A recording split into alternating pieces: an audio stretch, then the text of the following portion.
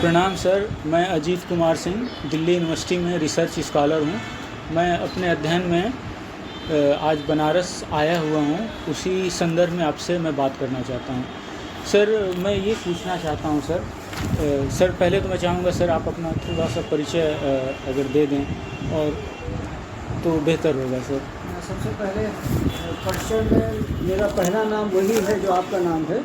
मैं डॉक्टर अजीत सहगल हूँ। जी जी सर। और ये देखिए बहुत बड़ा इत्तेफाक है कि हम लोग आमने सामने बैठ कर के बात कर रहे हैं और ऐसे परिसर में बात कर रहे हैं जिसका एक ऐतिहासिक महत्व है। जी सर। ये नागनाटक मंडली जो स्थान है, ये संस्था हमारी 1905 की संस्था है जी। और ये एक ऐसा मंच है जो पहले खुला मैदान था, लेकिन 1965 के बाद इसको जो है भव्य ऑडिटोरियम का रूप दिया गया जी। और मैं ये बताना चाहूँगा कि दुनिया में ऐसा कोई भी मशहूर कलाकार नहीं होगा जिसने यहाँ आकर के परफॉर्म न किया। ये बड़ी बात है सर। और कहा जाता था कि जिसने नागनाटक मंडली में प्रोग्राम करके ताली नहीं बजवाई, जी, इसका मतलब वो कलाकार नहीं। चाहे भारत रत्न पंडित रविशंकर हों, भारत रत्न बिस्मिल्लाह खान साहब हों, पद्म विभूषण किशन महाराज हों, मैं नाम गिनाऊंगा तो शायद एक कॉपी भर जाएगी। ऐसा नाट्य के क्षेत्र में ऐसा कोई भी बड़ा नाम नहीं है। जी सर। बाबा कारण से लेकर के यहाँ पृथ्वीराज कपूर जी ने अपना नाटक किया था। जी। तो मैं ये बताना चाहूँगा कि नाट्य विधा हो या संगीत कला हो, सारे क्षेत्रों में जितने भी टॉप के आर्टिस्ट हुए हैं उन सभी ने यहाँ आकर के परफॉर्म किया। जी। मैंने 92 में एज ए ट्रस्टी सेक्रेटरी का पदभार संभाला और मैंने एक बात महसूस किया कि गर्मियों की छुट्टियों में लोग नानी कह जाते हैं, दादी कह जाते हैं, बच्चे खेल के अपना समय बिता देते हैं। जी। तो क्यों ना कुछ ऐसा किया जाए कि बच्चों की में छुपी हुई प्रतिभा को सामने लाया जाए। जी। और उस बात को ध्यान में रख करके हम लोगों ने एक कार्यशाला का आयोजन किया, उसका नाम दिया नवांकुर। जी। ये टोटल फ्री होती है, सिर्फ इसका 500 रुपया रजिस्ट्रेशन होता है और ये 45 दिन की कार्यशाला होती है, जिसमें राष्ट्रीय नाट्य विद्यालय से संकाय आती हैं, फैकल्टी आती है, जिनका पूर्ण खर्च जो है नागनाटक मंडली न्यास वहन करता है। हर साल सर मई में हर साल होता है मई में, और ये 25वां वर्ष था हमारा। और मुझे कहने में बहुत ही अंदर से एक शांति सी अनुभूति होती है जी। कि हमारे यहाँ से हजारों बच्चों ने यहाँ सीखा है और उन्होंने अपना स्थान फिल्मी दुनिया में भी बनाया है और टेलीविज़न की भी दुनिया में बनाया है, और वो अपना रोजी रोटी, अपने प्रोफेशन भी इसी से कर रहे हैं। जी जी। तो एक बहुत बड़ा ये माध्यम बना पूर्वांचल के लिए कि सबसे बड़ी बात, बनारस में जब प्रोग्राम होता है, कार्यशाला होती है, तो मिर्ज़ापुर, जौनपुर के आसपास के बच्चे यहाँ किराए पे कमरा लेकर के रहते हैं और यहाँ सीखते हैं। जी। और इंतज़ार होता है पूरे साल लोगों को कब हमारी कार्यशाला शुरू हो। ऐसे तो बहुत सी कार्यशालाएँ होती हैं, लेकिन जो स्टेटस, जो डिसिप्लिन नागनाटक मंडली की कार्यशाला में होता है, वो शायद कहीं भी देखने को नहीं मिलता। ऐसा यहाँ से जाने के बाद जो आए हुए फैकल्टी मेंबर हैं वो बताते हैं। तो 25 साल इसके हो गए। फिर पिछले लगभग 15 सालों से हम लोग अश्विन नाट्य महोत्सव करते हैं। अश्विन नाट्य जी, ये सितंबर और अक्टूबर के समय में होता है। और इसमें हम ये कोशिश करते हैं कि हमारे जो फेमस रंगकर्मी हैं, अगर किसी को कोई मृत्यु हुई है या कोई परेशान है तो हम लोग उसकी याद में करते हैं, और किसी की हम लोग सपोर्ट भी करते हैं उस दौरान। यदि कोई ऐसा रंगकर्मी बीमार है तो हम लोग उसकी आर्थिक सहायता भी करते हैं। हर वर्ष का हमारा ये नियम है कि हम अपने किसी रंगकर्मी की आर्थिक सहायता करते हैं। पिछले वर्ष से हम लोगों ने मणिकर्णिका इंटरनेशनल फिल्म फेस्टिवल का आयोजन करना शुरू किया, और ये पहली बार रहा कि बनारस को लोग सिर्फ शूटिंग में देखा करते थे, इसका कोई खास महत्व नहीं होता था। लेकिन ये पहली बार था कि पिछले वर्ष 2022 में नागनाटक मंडली का स्थान दुनिया में एक जगह बना ले, इसको ध्यान में रख के मणिकर्णिका इंटरनेशनल फिल्म फेस्टिवल का आयोजन किया गया, जिसमें लगभग 60 फिल्में दिखाई गई, जो बड़ी फिल्में भी थी और शॉर्ट मूवीज़ भी थी। 16 कंट्री की पिक्चरें आई हुई थी और बनारस के लोगों ने बहुत आनंद उठाया उसका। जी। और फेमस एक्टर संजय मिश्रा जी ने इसका उद्घाटन किया था पिछले वर्ष, और काफ़ी कलाकार यहाँ पे मौजूद थे उस दौरान। बनारस के पब्लिक को बहुत आनंद आया। ये दूसरा वर्ष हमारा शुरू होने जा रहा है 13 से 15, तो संजय मिश्रा जी भी मौजूद रहेंगे, एक्टर सौरभ शुक्ला जी भी मौजूद रहेंगे, मुकेश तिवारी जी मौजूद रहेंगे, दीपक तिजोरी मौजूद रहेंगे, गौतम घोष मौजूद रहेंगे निर्देशक, और भी कई ऐसी फिल्मी हस्तियां बनारस आ रही हैं इस कार्यक्रम के लिए। मैं ये समझता हूँ इस बार 18 कंट्री की पिक्चरें आई हैं जो लगभग 36 की संख्या में हैं, और मैं उम्मीद करता हूँ कि बनारस की जनता इसका पूरा आनंद उठाएगी। और ये टोटल एंट्री फ्री है, इसमें किसी भी प्रकार का कोई शुल्क नहीं है।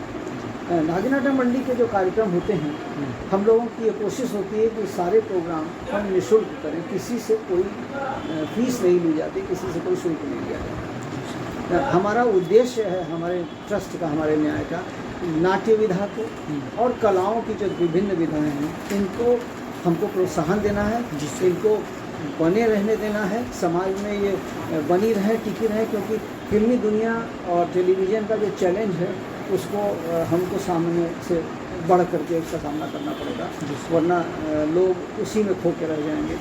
क्योंकि फिल्मी दुनिया हो या टीवी हो, उन सब में कई रिटेक होते हैं, लेकिन जो असली कला है वो नाटक है, जिसमें कोई रिटेक नहीं होता, जो है वो फन है। अच्छा सर, एक सवाल है, बनारस में रंगमंच की स्थिति को आप कैसे देखते हैं? डेफिनेटली पहले के मुकाबले थोड़ा सा बीच में कम हुआ था, लेकिन पुनः यह क्रेज जाग रहा है, क्योंकि जब लोग ये देखते हैं कि हमारे फिल्मी दुनिया जो बड़े बड़े कलाकार जैसे नसरुद्दीन शाह, अनुपम खेर, सौरभ शुक्ला, ये सभी लोग फिल्मों में इतने बिजी होने के बावजूद ये कहते हैं कि मेरे को अंतर मन में मेरे शांति तभी मिलती जब मैं नाटक करता हूँ। और जब वो नाटक करते हैं तो उसको देखने के बाद लोग भी अब समझने लगे हैं कि ये जो कला है ये हमेशा ही जीवित रहेगी और एक से एक बढ़ कर के लोग सामने आएंगे। और असली कला यही है, क्योंकि नाटक की जो विधाएँ हैं उसमें बहुत सी विधाएँ हैं, चाहे वो डायलॉग डिलीवरी हो, चाहे अभिनय हो, चाहे संगीत हो, चाहे मंच सज्जा हो, चाहे लाइट की व्यवस्था हो, उसमें इतनी विधाएँ हैं, इस सब में पूर्णतः आना काफ़ी कठिन कार्य होता है। उसके लिए सभी को समय चाहिए। लेकिन अब जो यंग जनरेशन है वो अपने पढ़ाई के साथ साथ उनका रुझान इधर भी है, संगीत की तरफ भी है, नाटक की तरफ भी है। और आप देख रहे हैं कि आज के ज़माने में जो हमारे संगीत के कलाकार आ रहे हैं, नाटक के कलाकार हैं, सभी बहुत ही क्वालिफाइड लोग आगे बढ़ करके इस काम को कर रहे हैं। ये बहुत ही आनंददायक है और ये सूचक है कि नहीं, ये जितनी भी कलाएं हैं ये सब लंबे समय तक जिंदा रहेंगी। अच्छा सर, मैं आपका विचार जानना चाहूँगा। आप अगर इस सवाल का जवाब नहीं देना चाहें तो नहीं भी दे सकते हैं। बनारस के अलावा पूरे उत्तर प्रदेश में आपको रंगमंच की स्थिति कैसे दिखती है? मुझको ये लगता है कि थोड़े रंगमंच की स्थिति, कुछ लोग इलाहाबाद में एक्टिव हैं, कुछ लोग लखनऊ में एक्टिव हैं, कुछ लोग कानपुर में एक्टिव हैं। कई जगह छोटे छोटे समूहों में लोग एक्टिंग कर रहे हैं, नाटक कर रहे हैं। लेकिन नाटक के साथ एक जो सबसे बड़ी परेशानी ये है उत्तर प्रदेश में कि लोग टिकट खर्च करके नाटक नहीं देखना चाहते हैं। वो एक बहुत दुखद है, जबकि पूरे गुजरात में और मुंबई में बहुत ही हाई रेट से टिकट खरीद करके लोग नाटक देखते हैं। तो आपके हिसाब से मतलब कि स्थितियाँ रंगमंच की यहाँ पे कैसी हैं? मतलब सुधार नहीं हो रहा या सुधार हो रहा है, लोग कर रहे हैं, लेकिन लोगों की जो मानसिकता है कि पैसे न खर्च करना, वो अच्छी बात नहीं है। लोगों के प्रोत्साहन के लिए, इस कला को जीवित रखने के लिए एक छोटी ही धनराशि हो, लेकिन सहयोग राशि के रूप में ज़रूर लोगों को खर्च करना चाहिए। अच्छा सर, एक सवाल ये है कि इस क्षेत्र में महिलाओं की स्थिति कैसी है? पहले महिलाएं बड़ी कम आती थी, अभी कैसा आप देखते हैं? अभी मैं समझता हूँ कि महिलाओं की संख्या दिन पर दिन बढ़ रही है और महिलाओं को कभी भी किसी भी रूप में कम नहीं आंकना चाहिए, चाहे वो दुनिया का कोई भी क्षेत्र हो। अंतरिक्ष में से जाने से लेकर के मंच तक आने तक महिलाओं की जो संख्या है वो बढ़ रही है और महिलाओं का जो सशक्तिकरण है वो ज़रूरी है, महिलाओं का रिप्रेजेंटेशन ज़रूरी है। जी। अच्छा सर, एक सवाल कि जो नाट्य निर्देशिकाएं हैं, पहले तो मेल डोमिनेटेड था हमारा रंगमंच, उसके बाद महिला निर्देशिकाएं आई 1980 के बाद से ज़्यादा हम देखते हैं। तो महिला निर्देशिकाओं के आने से मंच पे कुछ फ़र्क पड़ा, आपको दिखाई दे रहा है कुछ, कोई किस प्रकार का फ़र्क आप महसूस मुझको करते ये हैं? समझ में आता है कि महिलाएं जो हैं वो ज़्यादा डिसिप्लिन होकर के काम करती हैं, अच्छा। और जो काम कर रही हैं वो बहुत ही अच्छे रूप में काम कर रही हैं। आप देखेंगे जो महिला निर्देशिका हैं जैसे मिसेस बब्बर, ये लोग जो हैं बहुत ही अच्छे तरीके से नाटक की विधा को आगे बढ़ा रही हैं। और मतलब मैं पूछना ये चाहता हूँ, जैसे कि स्टाइल, जैसे कि पुरुष का एक अलग नज़रिया होता है नाटक को प्रेजेंट करने का, एक मेल सोच होती है जी, एक महिला की सोच भी होती है। महिला की सोच थोड़ी ज़्यादा बारीक होती है। हाँ, मैं ये समझता हूँ कि महिलाएं जो है वो ज़्यादा गहराई से सोच करके उसमें से निकालती हैं चीज़ें। जी। आप, हाँ, तो मैं ये बोलना चाहता था कि पहले तो एक एस्पेक्ट छूटा था, महिलाओं का पक्ष नहीं आ पाता था, तो क्या इन महिला निर्देशकों के आने से वो पक्ष महिलाओं का पूरी तरीके से आ रहा, आपको क्या लगता है? हाँ, आएगा ही, बिल्कुल आएगा, क्योंकि अगर कोई महिला किसी नाटक को निर्देशित कर रही है तो वो हमेशा ही जो है नारी पक्ष को भी सामने रखेगी, और ये बहुत अच्छी बात है। जी।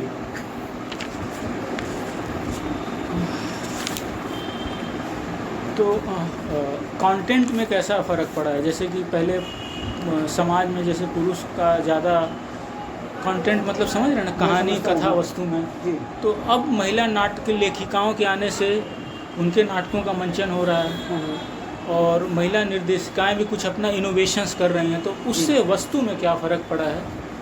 कहानी वस्तुओं में फ़र्क ये पड़ा है कि चीज़ों की डिटेलिंग ज़्यादा होने लगी है। जी। चीज़ों की डिटेलिंग ज़्यादा होने लगी है। एक बात को बहुत गहराई से कई तरीके से सोचा जा सकता है, ये चीज़ें सामने आ गई हैं। जी।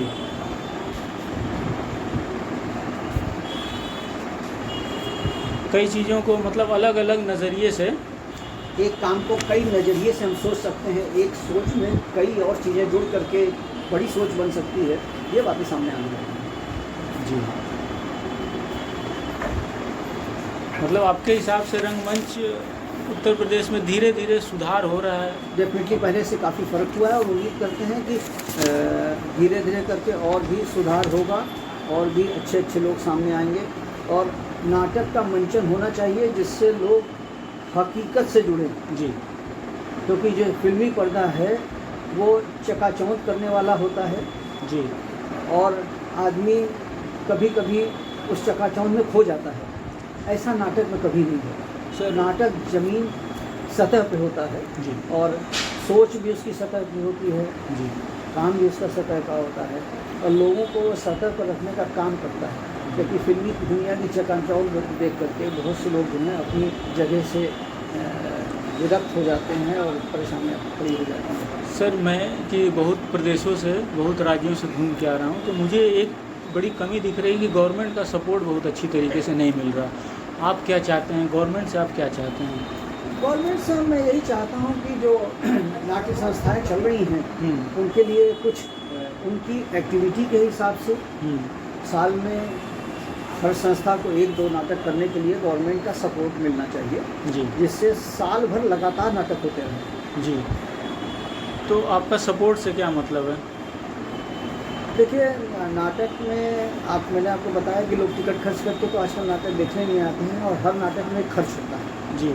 तो वो खर्च भी अगर लोग का निकल आए सरकार के माध्यम से, तो आप चाहते हैं कि सरकार फंडिंग, हाँ, वो खर्च सिर्फ अगर मिल जाए तो लोग नाटक को अपनी कला प्रदर्शित करने के लिए, अपने शौक़ के लिए भी करेंगे। जी। लेकिन उसमें जो होने वाला खर्च है वो अगर थोड़ा सा शेयर हो जाए तो उससे भी बहुत बड़ा फ़र्क पड़ जाएगा।